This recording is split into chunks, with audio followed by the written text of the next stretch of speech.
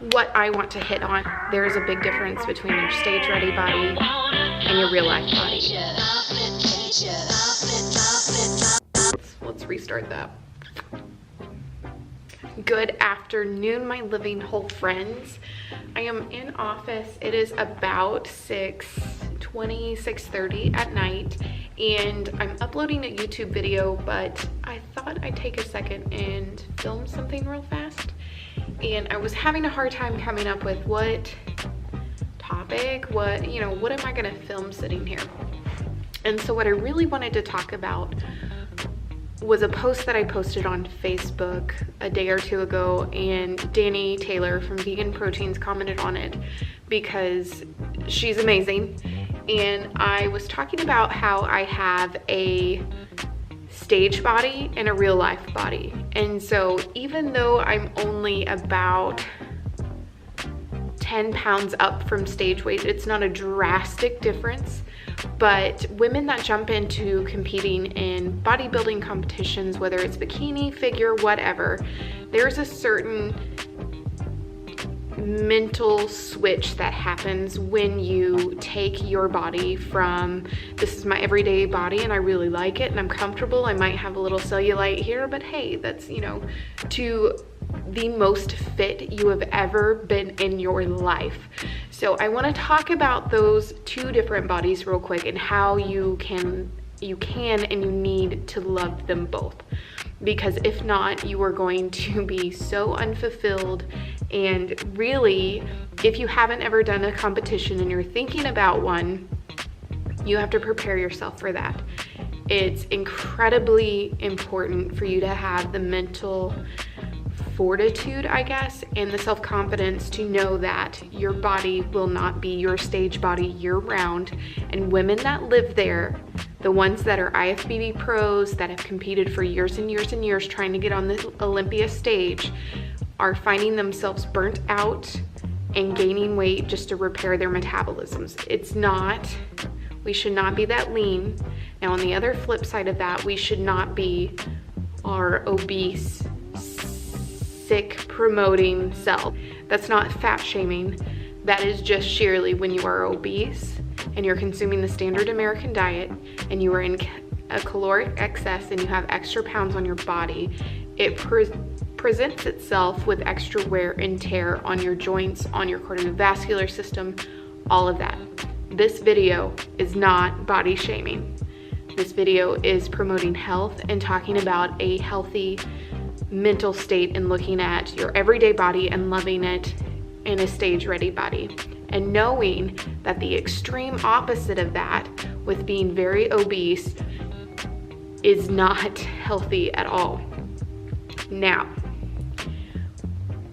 I wanted to continue this conversation with that post because once we've reached a point where competitors are like, I'm burnt out, I don't want to compete anymore, I'm ashamed of this body, I've gone through, this mental health journey that I'm finally back to feeling okay, but I'm 40 pounds where I was and I'm not quite okay with it. But I don't think that we should go to hell and back,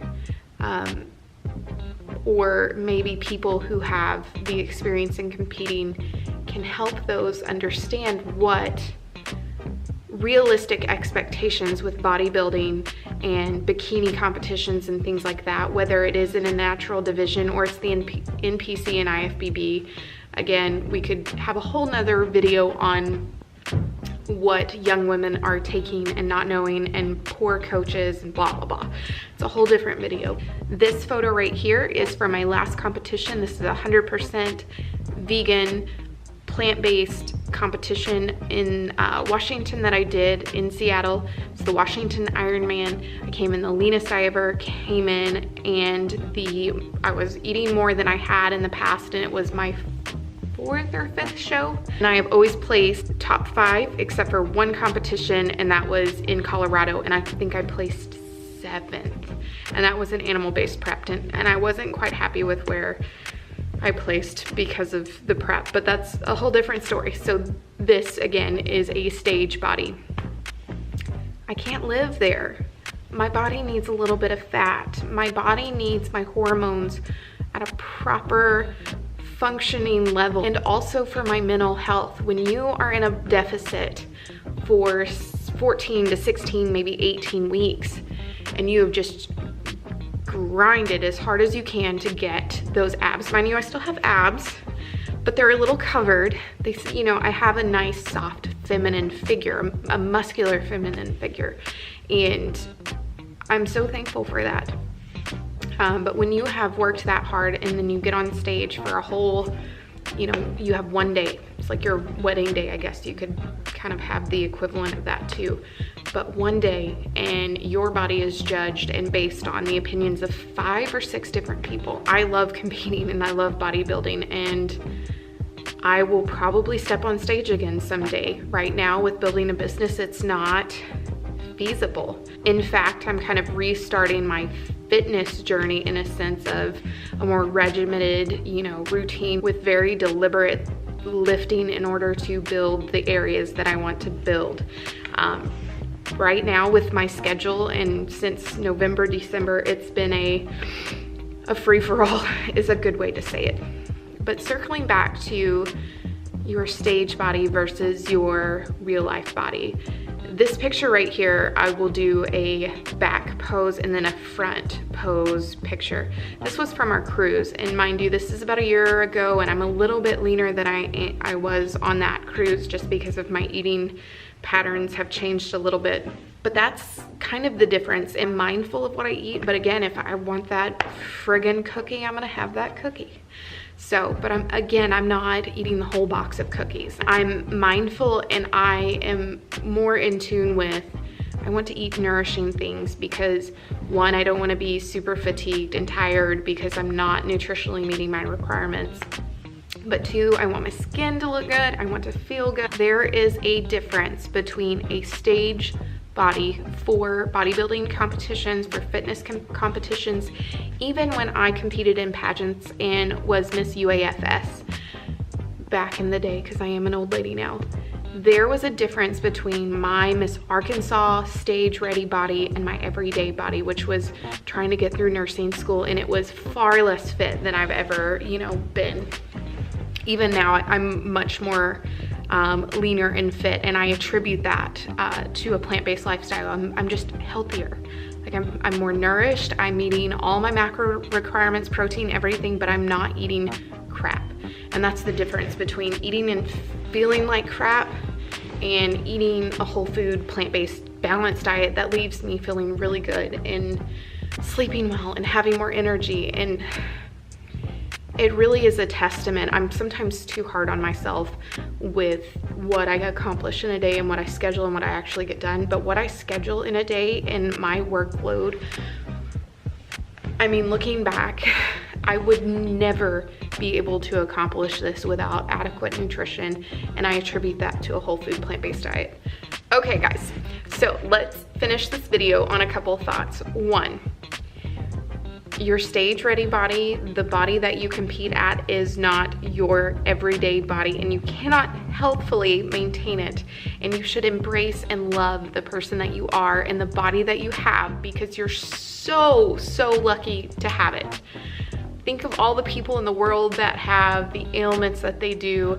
They, you know, just the people that I've taken care of in the past as a cardiac cath nurse that can't walk up 2 or 3 stairs, even a flight of stairs. And so I consider myself so lucky to have the little bit of cellulite and the little bit of soft here and there. And you know, the fact that I've been able to compete in a competition and push my body to the excellence that I have, I'm just so grateful for. And the body that I'm in right now, I am so grateful for. You know, there's 2 things here that I really wish people would kind of latch on to. Move past the stage ready, I've got a 6-pack year round and the best glutes and blah, blah, blah.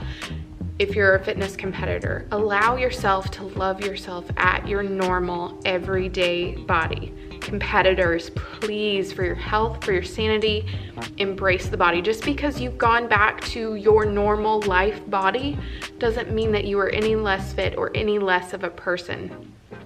2, let's get rid of extremes. No, I'm probably gonna ruffle some feathers by saying this, but loving yourself at a really obese weight and almost embracing that in order to get over the fact that you're so unhealthy and you're doing damage to your body. We have to get away from that extreme. We need to embrace healthy bodies that can move and breathe and that are eating a very nutritious diet. I am not fat shaming. I'm just saying that if you are morbidly obese, you are putting yourself more at risk for diabetes, heart disease, stroke, all of it. So please, please just assess where you're at, and are you really happy? That doesn't mean that I want everybody to go into fitness and look their very best. Like, we're not all meant to be walking around with glutes that you can, you know, bounce a penny off of, or six-pack abs all the time. I'm saying that we need to look at our health from a holistic, which is what I do, living whole, a whole point of view, and look at the extremes that we've dialed ourselves into and love that person in the middle, which is our everyday selves. So I'm going to conclude this video. You guys know the jam. Like, subscribe, hit that notification bell, and again, always, I appreciate every single one of you. And this YouTube platform is a really awesome place to be very transparent and to promote this idea of living whole, and for me to kind of reach more people on a deeper level than just a blog post and things like that. So comment down below if you love yourself, hit me with a heart emoji, and I hope to see you guys in the next one.